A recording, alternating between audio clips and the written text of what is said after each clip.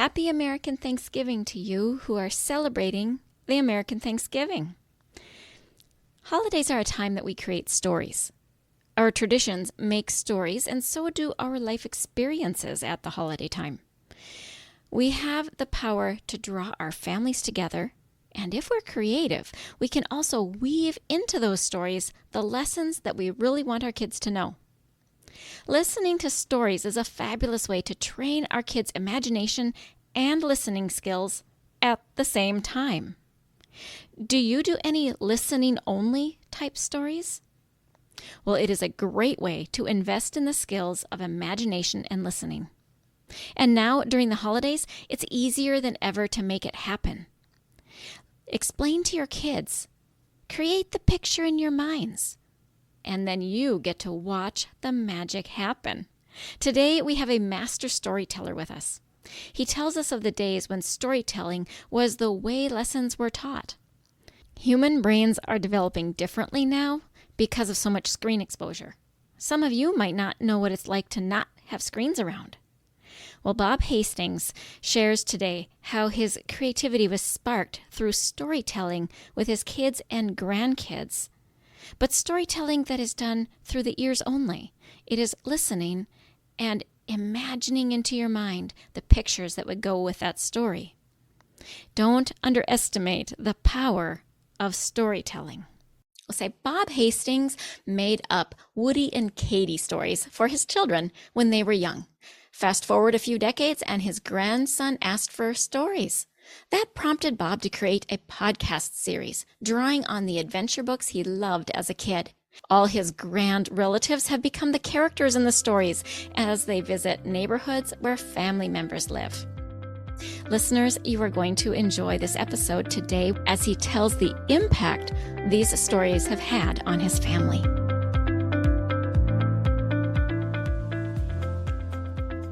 Does your child have a speech-language delay and you really want them to talk? Do difficult behaviors derail home life and you know the frustration is a communication struggle? Does your child see a speech therapist and you wonder, what do they do and how can I help? If these or similar questions are in your mind, this podcast is for you. Hello, my name is Dinalynn Rosenbusch. I am a speech-language pathologist that has worked with children from birth to 21 for 3 decades. And in my classrooms, I see you wanting to connect with the heart of your child, but their speech and language skills create a barrier. So if you have a kiddo that has difficult behaviors, needs to expand their language or learn to say speech sounds, and maybe even receives speech therapy, stay tuned, because in this podcast, you will learn how to use your daily life as a tool to communication practice and how to do that practice. You will become confident knowing you are making the difference you want to make. And you will hear success stories of parents who have navigated these struggles already. We'll do this all while focusing on building deep, meaningful connection and confidence in your kiddo. So grab a cup of coffee along with a notebook and pen. It's time to speak in the way your child's brain understands. And that is the language of play.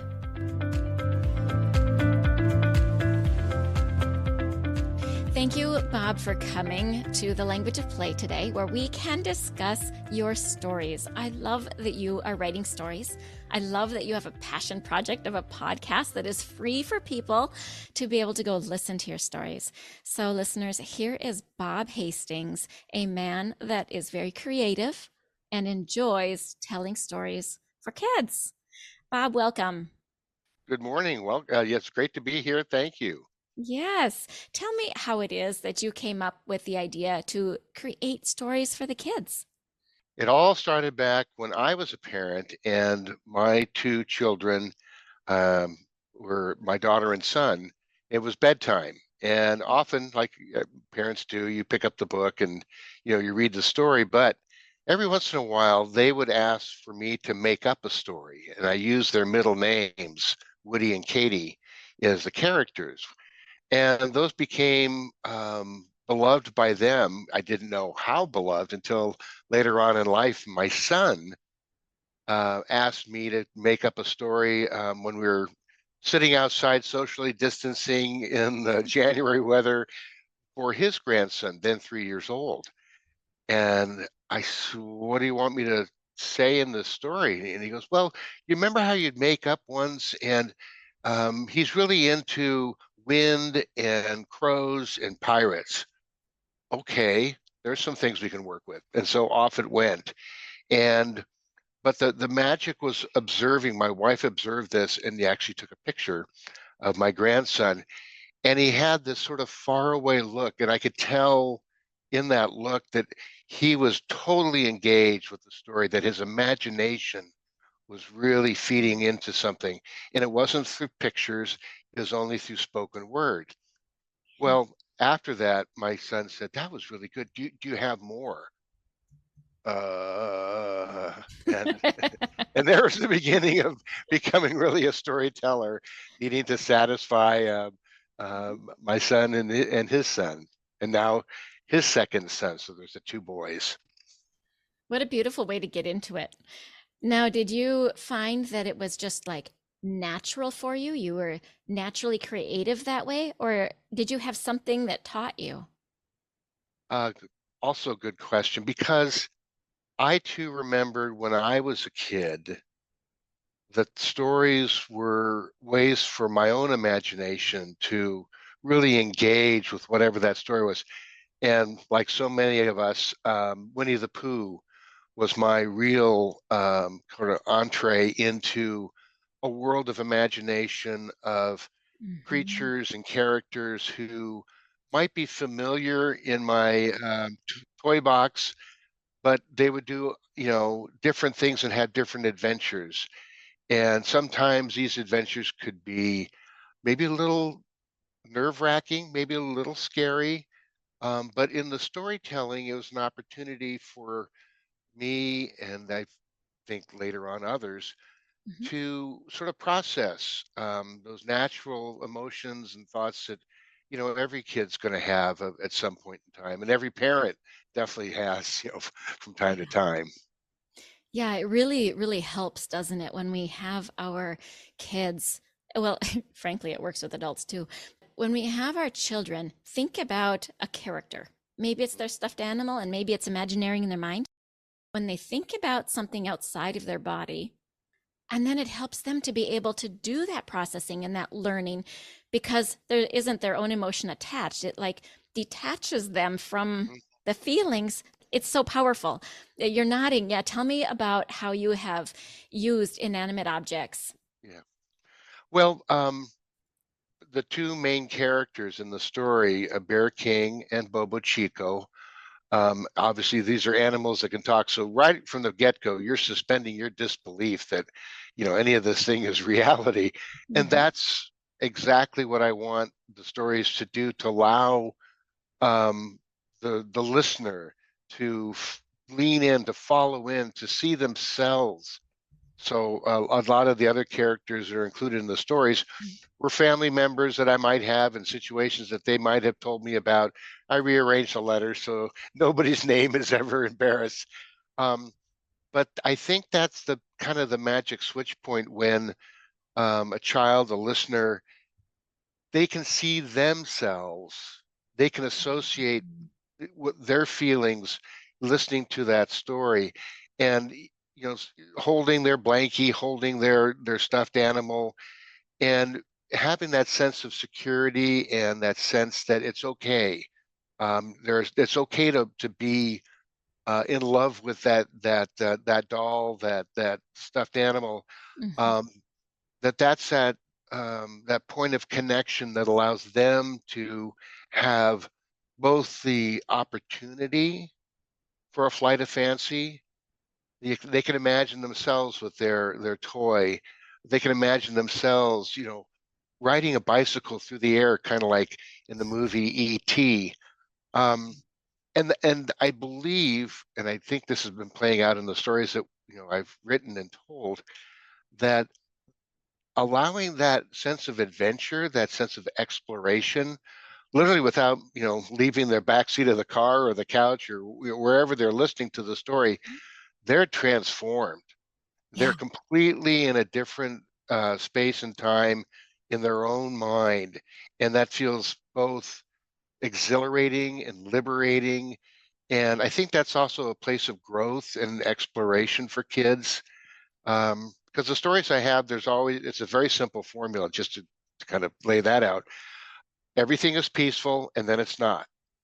Right. And now we have to figure out how do we go back to that peaceful place, or do we move forward and address some of these issues, and do we get them a little bit transformed in that process?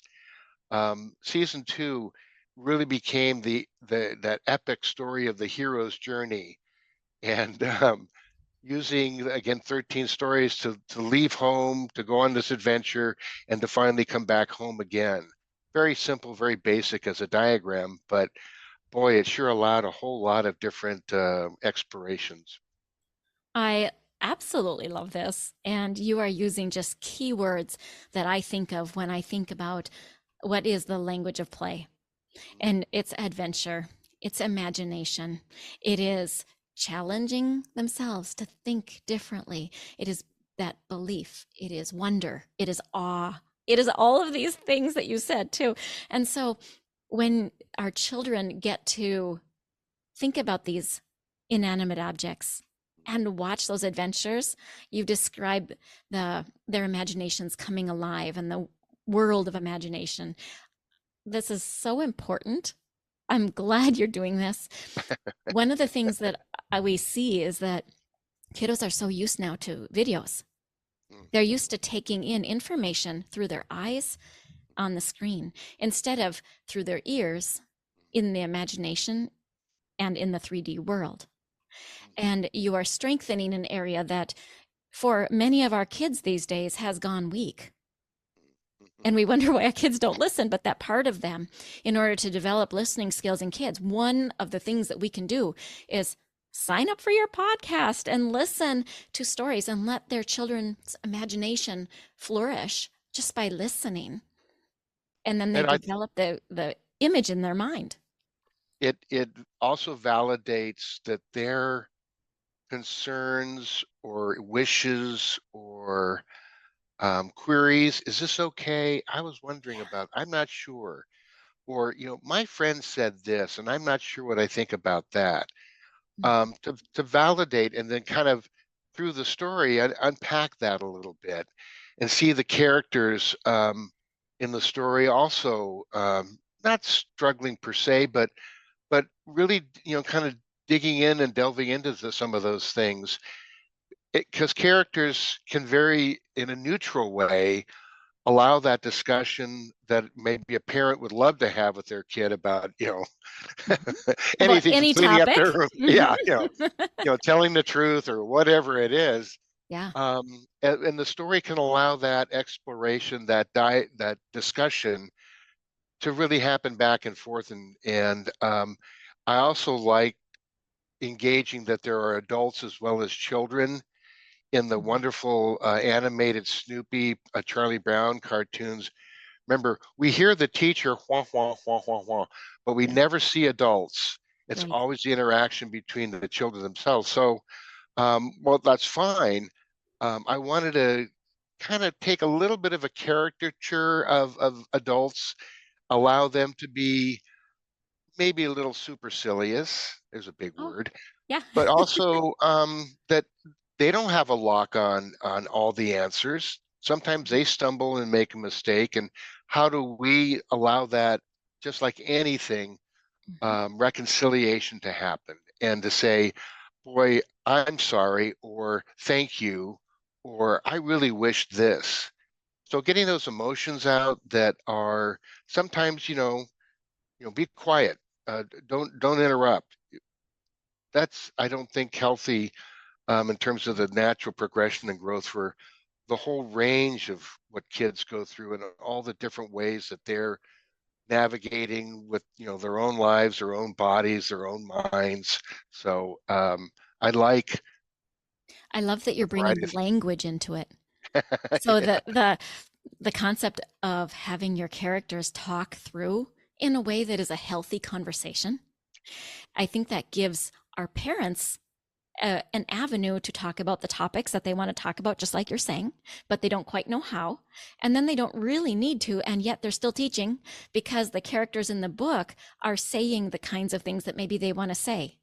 And then it gives them a springboard if they want to add more, or they can engage in the conversation, maybe mirroring what the characters did for those uncomfortable conversations. That's very good. I love it. Well, and I've been listening to other, stories and, both growing up as well as just hearing what's out there today.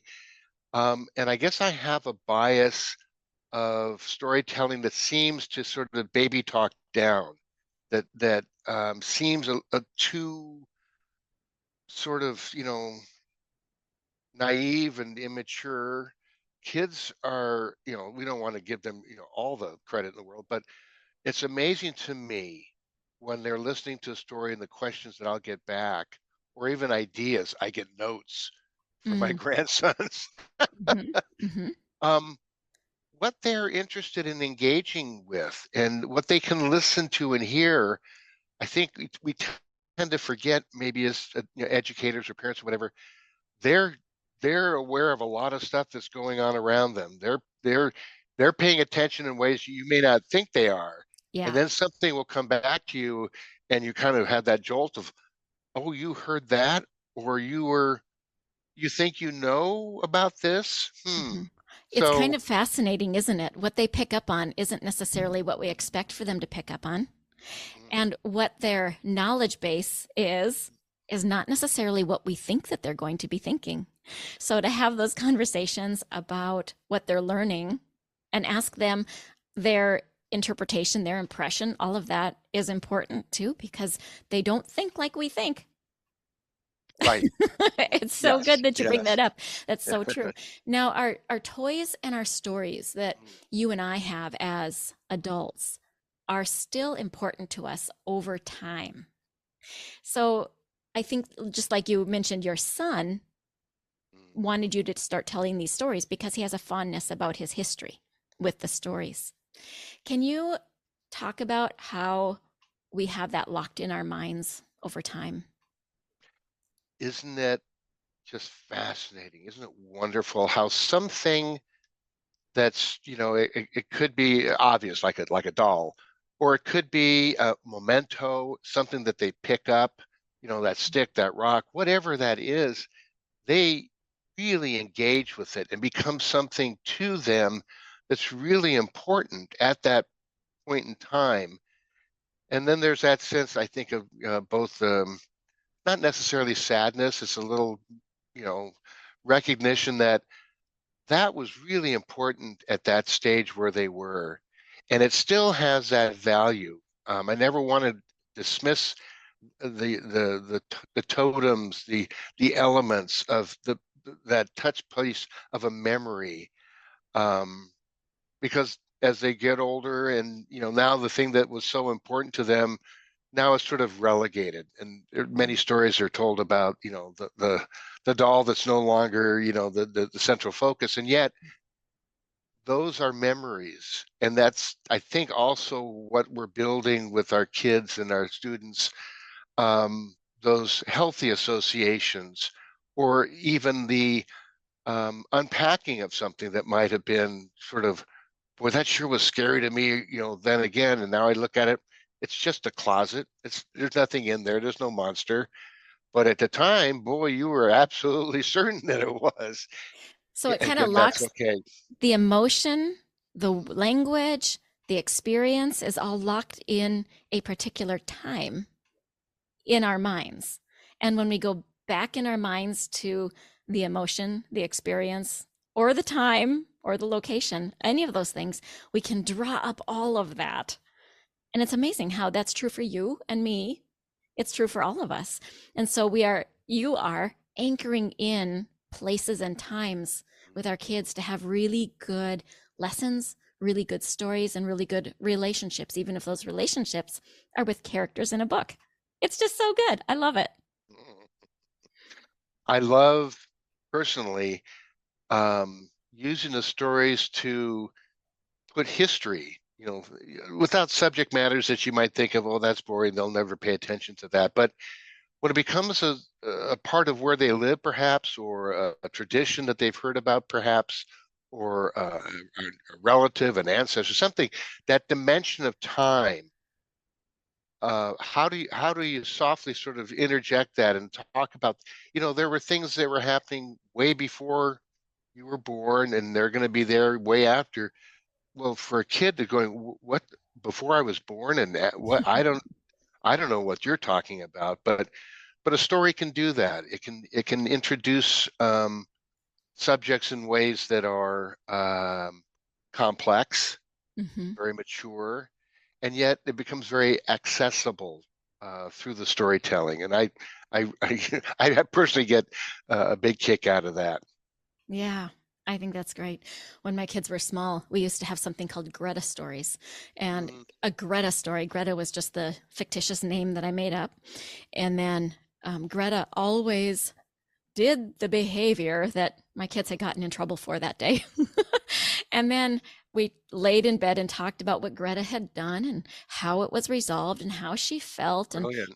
And so every night there'd be something that happened with Greta. It wasn't always the bad behaviors, but it was what I used to teach my kids without, Mhm. with a more mild correction. But also, she Mhm. got to celebrate the things that the kids did well too. So Greta had some fun experiences too. And then eventually the kids got to the point, hey, wait a minute, that's me. And that's the genius. They processed that. They did that algorithm in their own minds of going back and forth and registering all these component parts and pieces. That's where both the growth is happening, the intellectual connections are happening, those synapses are firing without being told, without being, Mhm. this is the lesson plan that you have to learn. It's more organic, it's more It true was sweet to and where they loving are. too. Yeah. Yes, Yeah. yes, Thank you so much for sharing today, Bob. I really am glad for the gift you're giving the world in your stories. And I will have in the show notes for our listeners to come and see you. I know you're on Instagram and Facebook, and then you've got your podcast where your stories are. So yeah. I'll have all that linked in the show notes. Is there Thank any you. final message that you would like to leave with the listeners? Uh, this is a personal note, but I think this is how, for me, I gravitated to doing this. I recalled when this was all starting, my own kind of origin story of Winnie the Pooh, and I was trying to figure out what, and I went back and I read the very last chapter, the very last story in that whole series, and I'm not ashamed to admit that I wept. I Oh, wept at that Pooh and Piglet were going to stay right where they were in the 12-acre wood, and that Christopher Robin, though, was getting older, and he had to say goodbye to the things of his childhood. And I thought, oh my gosh, that's, if there's a gift that I can share with the listeners, with my grandsons, with others, the wonderful experience of when you are that age and everything seems kind of real. Embrace that. Love that, because those are yeah. precious times, and they will serve you in ways you can't even imagine as you get older in life. So, Yeah. And that time that you're talking about in as far as brain development goes is 0 to 7. mhm. Like all of that time. Obviously, for some kids, it might be a little bit later than that or a little earlier, but generally speaking, 0 to 7, that part of the brain is operating. And in fact, the brain wave activity is a little bit slower than adult activity in the brain. And in that slowness, they are able to receive all the things that we say without much question. They just receive it as true. And it is a beautiful, beautiful way. Our kiddos are vulnerable, but yet they're just receptive too. And so that's why they have parents like you, listeners, that love them so much, and like you, Bob, that do this wonderful work for our kids too. Thank you. Thank you again for being here on The Language of Play. Bye bye. Bye. Hey, parents, I hope you found this episode helpful. If so, would you please take 30 seconds and share it with a friend who also lives or works with children? I would really appreciate it if you would leave a quick review for the show on Apple Podcasts. I read every review, and it lights me up to know that this show is making a difference. Then come join my Facebook community, where you'll meet other parents who are dedicated to helping their children grow too. You'll find the link in the show notes. Thank you for joining me. Now it's time to go. Let's pop our kiddos in the strollers and go look around outdoors and see what we have to talk about.